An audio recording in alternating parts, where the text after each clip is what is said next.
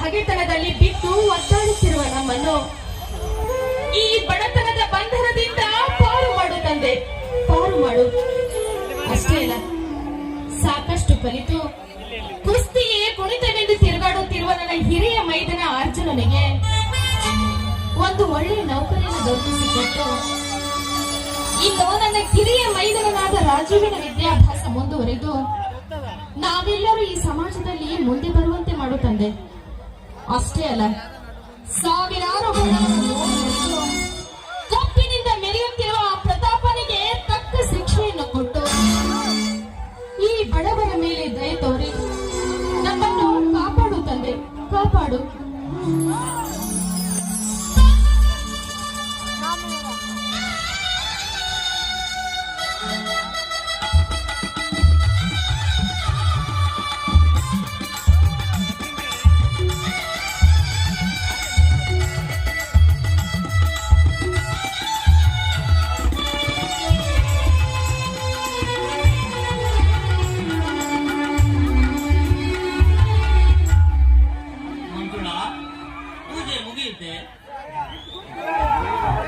ಮುಗೀತು, ಬನ್ನಿ ಸ್ವಾಮಿ. ಮೊದಲು ಬಸವೇಶ್ವರನಿಗೆ ನಮಸ್ಕರಿಸಿ ಪ್ರಸಾದವನ್ನು ತೆಗೆದುಕೊಳ್ಳಿ.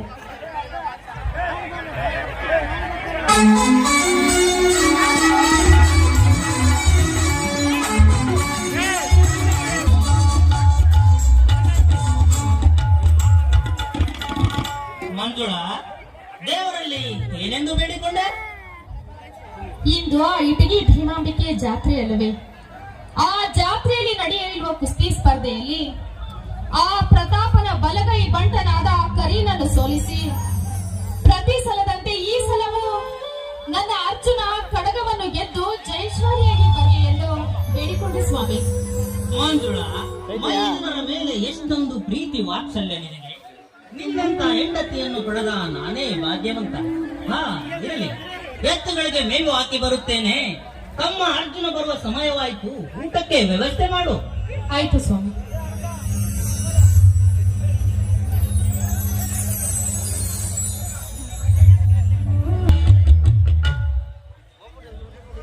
ದೇವ ಬಸವೇಶ್ವರ, ಕಣ್ತೆರೆದು ನೋಡಿದೆಯಾ ಆ ಶ್ರೀಮಂತ ಪ್ರತಾಪನ ದೌರ್ಜನ್ಯದ ಬಾಳಿಕೆಯನ್ನು?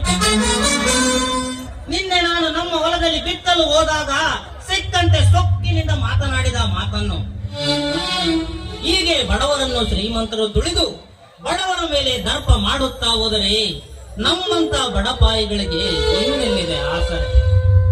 ಆ ಶ್ರೀಮಂತ ಪ್ರತಾಪ ಹೆಜ್ಜೆಗೂ ನಮ್ಮ ಮೇಲೆ ಕೆಂಡದ ಕಿಡಿ ಕಾರುತ್ತಾ ಹೋದರೆ ನಮ್ಮಂತ ಕಡುಬಡವರು ಬದುಕುವುದಾದರೆ ಹೇಗೆ ದೇವ, ಹೇಗೆ?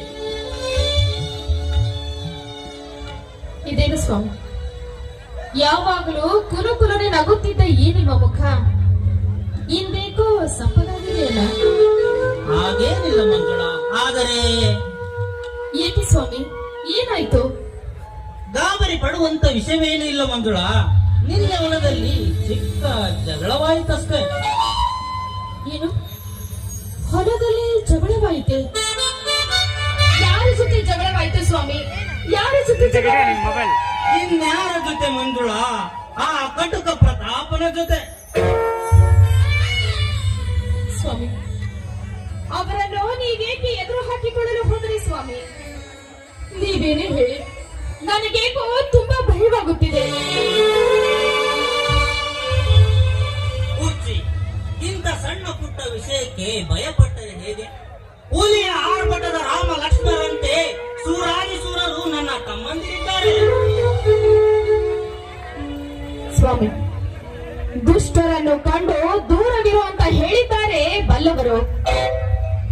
ಎಷ್ಟೇ ಆದ್ರೂ ಅವರು ಶ್ರೀಮಂತರು, ನಾವು ಬಡವರು ಅಂದಾಗ ಅವರು ಒಂದು ಮಾತನ್ನಂದರೂ ನೀವು ಅನಿಸಿಕೊಂಡು ಬರಬೇಕಾಗಿತ್ತು. ಸುಮ್ನೆ ಅವರನ್ನೇಕೆ ಎದುರು ಹಾಕಿಕೊಳ್ಳಲು ಹೋದ್ರಿ ಸ್ವಾಮಿ? ಸುಮ್ಮನೆ ಜಗಳವಾಡಲು ನನಗೇನು ತಲೆ ಕೆಟ್ಟಿದೆ ಮಂಜುಳ?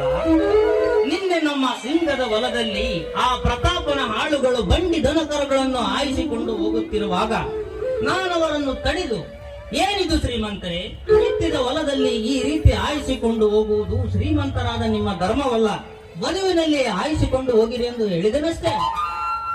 ಅದಕ್ಕೇನೆಂದರು ಆ ಶ್ರೀಮಂತರು? ಅದಕ್ಕೇನೆಂದರು ಗೊತ್ತಾ? ಲೇ ಮಗನೇ ಹೇಮ್ಯ, ನೀನು ಬಿತ್ತಿದರೇನು, ನಿನ್ನ ಹೊಲದ ತುಂಬ ಬೆಳೆ ಇದ್ದರೇನು, ನನ್ನ ಮನಸ್ಸಿಗೆ ಬಂದಲ್ಲಿ ಆರಿಸಿಕೊಂಡು ಹೋಗುತ್ತೇನೆಂದು ಸಿಕ್ಕಂತೆ ಸೊಕ್ಕಿನಿಂದ ಮಾತನಾಡಿದರು ಮಂಜುಳಾ. ಆದದ್ದು ಆಯ್ತು ಸ್ವಾಮಿ. ಈ ವಿಷಯ ಅರ್ಜುನನಿಗೆ ತಿಳಿದ್ರೆ? ನಿಜ ಮಂಜುಳಾ, ತಂದೆ ತಾಯಿಯೇ ದೇವರೆಂದು ತನ್ನ ಹೃದಯದಲ್ಲಿಟ್ಟುಕೊಂಡು ಪೂಜಿಸುತ್ತಿರುವ ನನ್ನ ತಮ್ಮ ಅರ್ಜುನನಿಗೇನಾದರೂ ಈ ವಿಷಯ ಗೊತ್ತಾದರೆ ದೊಡ್ಡ ಅನಾಹುತವಾಗಿ ಎಣಗಳ ರಾಶಿಯೇ ಬಿದ್ದು ರಕ್ತದ ಕಾಲುವೆರಿಯುವುದರಲ್ಲಿ ಸಂದೇಹವಿಲ್ಲ ಮಂಜುಳಾ. ಹೌದು ಸ್ವಾಮಿ, ಅದಕ್ಕಾಗಿ ಈ ವಿಷಯ ನಮ್ಮಿಬ್ಬರಲ್ಲಿ ಇದ್ದರೆ ಒಳ್ಳೆಯದು. ಈ ವಿಷಯವನ್ನು ನನ್ನ ಮೈದನ ಅರ್ಜುನನಿಗೆ ತಿಳಿಸುವುದೇ ಬೇಡ ಸ್ವಾಮಿ.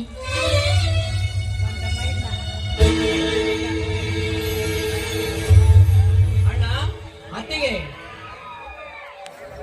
ಬಾ ಅರ್ಜುನ, ಈಗ ಬಂದೆಯಾ? ಇಟಗಿ ಭೀಮಾಂಬಿಕೆಯ ಜಾತ್ರೆ ಮುಗಿಸಿಕೊಂಡು? ಹೌದಣ್ಣ, ಈಗ ತಾನೇ ಬಂದೆ. ಏನಾಯ್ತಪ್ಪ, ನೀ ಕುಸ್ತಿಗೆ ಹೋದ ಕೆಲಸ? ಅಣ್ಣ, ದೇವರಂತಿರುವ ನಿಮ್ಮಂತ ಹಣ್ಣ ಅತ್ತಿಗೆ ಆಶೀರ್ವಾದ ಈ ಅರ್ಜುನ ಮೇಲಿರುವಾಗ ಸೋಲು ಎನ್ನುವುದು ಈ ಸಿಂಹದ ಮರಿ ಜೀವನದಲ್ಲಿ ಬಂದಿಲ್ಲ, ಬರುವುದೂ ಇಲ್ಲ. ಪ್ರತಿ ಸಲದಂತೆ ಈ ಸಲ ಕೂಡ ಕುಸ್ತಿಯಲ್ಲಿ ಗೆದ್ದು ಇಟಕಿ ಭೀಮಾಂಬಿಕೆಯ ಆಶೀರ್ವಾದದಿಂದ ದಿಲ್ಲಿ ಒಕ್ಕ ಪುಂಡವಲಿಯಾಗಿ ಬಿರುದು ಪಡೆದುಕೊಂಡು ಬಂದಿದ್ದೇಣ. ತೆಗೆದುಕೋ ಅಣ್ಣ ಆಶೀರ್ವಾದ. ಎದ್ದೇಳು ಅರ್ಜುನ, ಎದ್ದೇಳು. ಆ ತಾಯಿ ಭೀಮಾಂಬಿಕೆ ಆಶೀರ್ವಾದ ಸದಾ ನಿನ್ನ ಮೇಲಿರಲಿ. ಅಣ್ಣ, ಅದೇನು ಅಣ್ಣ ಅತ್ತಿಗಳಿಬ್ಬರು ಮೇರು ಪರ್ವತದ ಬಂಡೆಯನ್ನೇ ಹೆದೆಯ ಮೇಲೆ ಬಿದ್ದವರಂತೆ ಮಾತನಾಡುತ್ತಿದ್ದಿರಲ್ಲ, ಏನದು? ಏನಿಲ್ಲಪ್ಪ, ಸುಮ್ಮನೆ ಮಾತನಾಡುತ್ತಾ ನಿಂತಿದ್ದೇವಷ್ಟೇ. ಇಲ್ಲದ ವಿಷಯ ಕೇಳಿ ತಲೆ ಕೆಡಿಸಿಕೊಳ್ಳಬೇಡ. ನಡೆ, ಒಳಗ ಹೋಗಿ ಊಟ ಮಾಡುವೆ ಅಂತೆ. ಯಾಕಣ್ಣ, ಗಂಡು ಬೇರೆಂಡ ಜೋಡಿ ಸಿಂಹಗಳಂತೆ ಇನ್ನು ನಿನ್ನ ತಮ್ಮಂದಿರು ಜೀವಂತವಿರುವಾಗ ನಿನಗೆ ಏಕೆ ಭಯ? ಒಂದು ವೇಳೆ ನೀನು ಹೇಳದಿದ್ದರೆ ನಿನಗೆ ನನ್ನ ಮೇಲೆ ಹಣೆಗಿದೆ. ಅರ್ಜುನ, ಹೇಳು, ಏನಾಯ್ತೆಂದು. ಏನಿಲ್ಲಪ್ಪ, ನಿನ್ನೆ ಹೊಲದಲ್ಲಿ ಚಿಕ್ಕ ಜಗಳವಾಯ್ತಷ್ಟೇ. ಏನು, ಹೊಲದಲ್ಲಿ ಜಗಳವಾಯ್ತೆ? ಯಾರ ಜೊತೆಯಲ್ಲಿ ಅಣ್ಣ? ಇನ್ಯಾರ ಜೊತೆ ಇಲ್ಲಪ್ಪ, ಆ ಕಟಕ ಶ್ರೀಮಂತ ಪ್ರತಾಪನ ಜೊತೆ.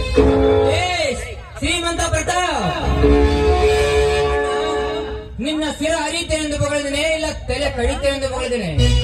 ಏನೆಂದು ಹೇಳಲಪ್ಪ, ಅವನಾಡಿದ ಒಂದೊಂದು ಮಾತನ್ನು ನೆನೆಸಿಕೊಂಡರೆ ಕಲ್ಲು ಬಂಡೆಯಂತಿರುವ ನನ್ನ ಎದೆ ಹೊಡೆದು ಚೂರು ಚೂರಾಯ್ತಪ್ಪ, ಚೂರು ಚೂರಾಯ್ತು.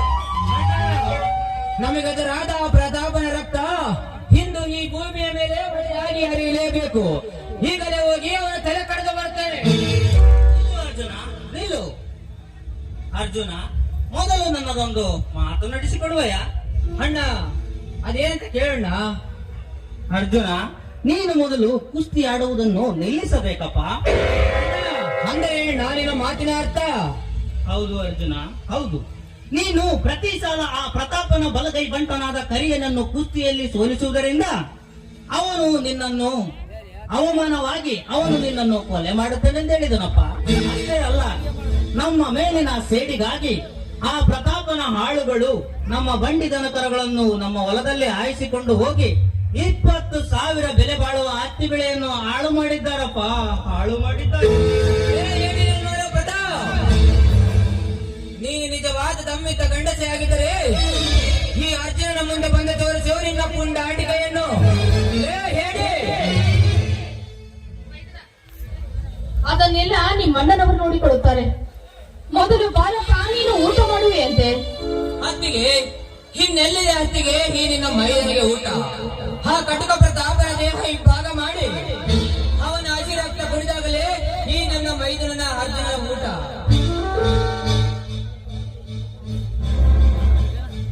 ಅರ್ಜುನ, ಹಸಿದ ತೋಳದ ಜೊತೆ ಮೇಕೆ ಕಾದಾಡಲು ಸಾಧ್ಯವೇ? ಗಂಡು ಗರುಡನಂತೆ ಕೋಳಿ ಪಿಳ್ಳೆ ಕಾದಾಡಲು ಸಾಧ್ಯವೇ? ಈಗ ಆ ಪ್ರತಾಪ ಮದವೇರಿದ ಮದ್ದಾನೆ ಇದ್ದಂತೆ. ಈ ಸಮಯದಲ್ಲಿ ಅವನ ಜೊತೆ ಕಾದಾಡುವುದು ಸರಿಯಲ್ಲಪ್ಪ. ಬಿಟ್ಟು ಬಿಡು ನಿನ್ನ ಆಟವನ್ನು. ಒಂದು ವೇಳೆ ನಿನ್ನ ಆಟವನ್ನು ಸಾಧಿಸುವುದೇ ಆದರೆ ನಿನಗೆ ನನ್ನ ಆಣೆಯಾಗಿದೆ. ಆ ಕಟಕ ಪ್ರತಾಪನ ದೇಹ ಇಬ್ಬಾಗ ಮಾಡಿ ಅವನ ಹಸಿರಕ್ತ ಕುಡಿದಾಗಲೇ ನನ್ನ ಮನಸ್ಸಿಗೆ ಶಾಂತಿ. ಸರಿ ಅಣ್ಣ, ಹೋಗುತ್ತೇನೆ. ಅರ್ಜುನ, ಮುಂದಿನ ತಿಂಗಳು ಬೆಂಗಳೂರಿನಲ್ಲಿ ಅಂತಾರಾಷ್ಟ್ರೀಯ ಕುಸ್ತಿ ಇವೆ. ಚೆನ್ನಾಗಿ ವ್ಯಾಯಾಮ ಮಾಡು, ನಡಿ ಒಳಗೆ ಹೋಗಿ ಊಟ ಮಾಡುವೆ ಅಂತ. ಸರಿ ಅಣ್ಣ, ನಾನು ಹೋಗಿ ಬರ್ತೇನೆ. ನೋಡಿದ್ಯಾ ಮಂಜುಳ ನನ್ನ ತಮ್ಮನ ಧೈರ್ಯ ಸಾಹಸವನ್ನು? ಹೌದ್ರಿ, ನಿಮ್ಮ ಜೊತೆ ಮಾತನಾಡುತ್ತಾ ನಿಂತರೆ ಹೊತ್ತು ಹೋಗಿದ್ದೆ ಗೊತ್ತಾಗೋದಿಲ್ಲ. ಬನ್ನಿ, ಮೊದಲು ಊಟ ಮಾಡಿದ್ರಂತೆ. ಮಂಜುಳ, ನನ್ನ ತಮ್ಮ ನಾಡಿದ ಮಾತನ್ನು ಕೇಳಿ ಈ ನಿನ್ನ ಗಂಡನ ಹಸಿದ ಹೊಟ್ಟೆ ತುಂಬಿದಂತಾಗಿದೆ. ಇದೇ ಸಂತೋಷಕ್ಕೆ ಸಾಗರದ ಅಲೆ ಅಂತ ಹೊರಬರಲಿ ಒಂದು ಇಂಪಾದ ಗೀತೆ. ಏನ್ರಿ ಇದು? ಹಸಿದ ಒಡಲಿಗೆ ಅನ್ನ ಹಾಕುವುದೇ ಈ ಸತಿಯ ಧರ್ಮ. ನಾನು ಹಾಡು